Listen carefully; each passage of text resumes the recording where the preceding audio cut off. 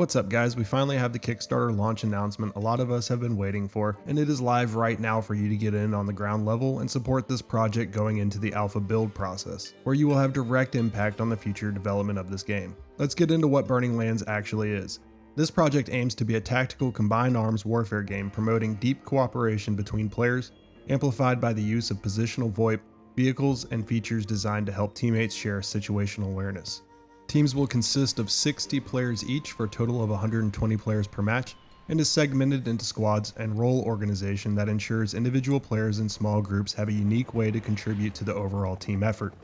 Matches occur on large-scale maps of varying sizes featuring a wide variety of vehicle types that allow players to traverse land, water, and air. Burning Lands will look to create several factors in games such as a true first-person experience to allow you to have situational awareness of where your body is. Ballistics will be close as reality can allow, with bullets losing their velocity at longer ranges, and allows players to not only take accuracy into consideration but also the range, suffering damage in such a way to be more realistic where a few accurate bullets will likely bring down your enemy. Guns will not be considered weak based on arbitrary classifications such as sidearms or rifles, but will instead be based on calibers, velocity, and other elements, and these will be used within damage models to create much more immersive experience.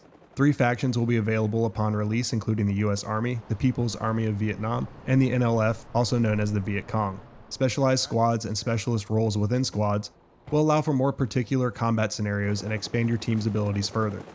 Squads will be broken down by type, including commander, infantry, engineer, armor, and sniper variations, each with their own unique abilities and manpower within these squads. You'll find an array of roles to play that vary depending on the faction you're on, with faction-specific weapons and kits. With each round playing out differently due to the resource systems and tactics used by teams, game modes, and dynamic spawning systems, no 2 rounds of Burning Lands Vietnam will feel alike.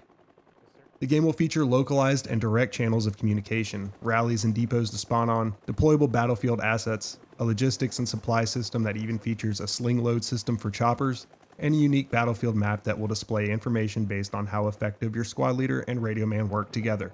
The Viet Cong will also have access to tunnel system. Burning Lands will ship with multiple battlefields such as Khe Sanh, Dai Loc, Ia Drang, Hue City, OP Masher, and Plain of Reeds, with more maps in the works. You'll also have access to vehicles such as the M48 tank, UH-1 helicopter, PT-76 light tank, and even US PBR boats, and much more will be available for players to conduct combined arms tactics and immersive combat. All vehicles will spawn at the main bases, ensuring that players have access to these essential assets for their strategic maneuvers. Additionally, the boats will be strategically positioned in secure locations near the main bases, providing a convenient and safe starting point for operations. There will be an extensive medical system in-game that incorporates a number of factors that dictate a player's health state. When a player is hit, they will begin bleeding. Bleeding requires a bandage to be applied to the player by themselves or another player to halt the state of the bleeding. If the player suffers more wounding hits or fails to stem the bleeding, then the player will enter the incapacitated state. The player's body will then need to be treated with a bandage to get them back up, or they will bleed out completely and die. There will also be a dismemberment system where heavier weapons and large explosions can create devastating wounds that no person can come back from. Players will be instantly killed on the spot. I got him, he's down. The game is currently slated to have 3 game modes, each bringing something different for the teams involved. In the game mode called Raid, involving the Op4 and the Blue 4, the objective of the Blue 4 team is to attack and destroy one of the 2 caches at each control point location defended by the Op4 team. Once one of the caches is destroyed, a new CP location is revealed to the Blue 4 team, and they must attack and destroy the cache there as well. The location of the objectives within the CPs is only revealed to the defending team, and only 1 CP at a time to the attacking Blue 4 team. The caches spawn randomly within a certain radius of the CP.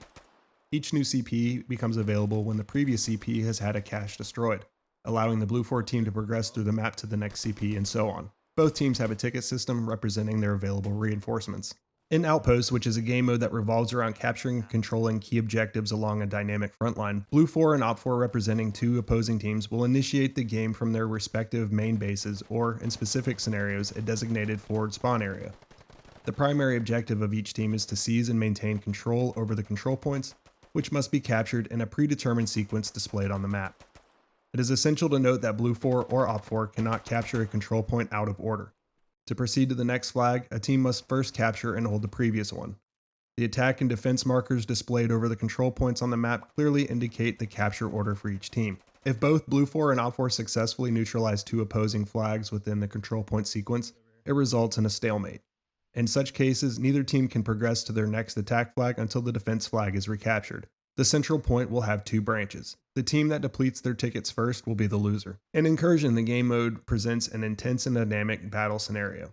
In this mode, two opposing forces, Op4 and Blue4, engage in a strategic conflict with different objectives. Op4 holds the most, if not all, of the territory on the map, while Blue4 begins outside of this territory, aiming to establish a presence. Blue4's primary objective is to capture the majority or all of Op4's territory, requiring them to infiltrate enemy lines, engage in combat, and secure captured areas.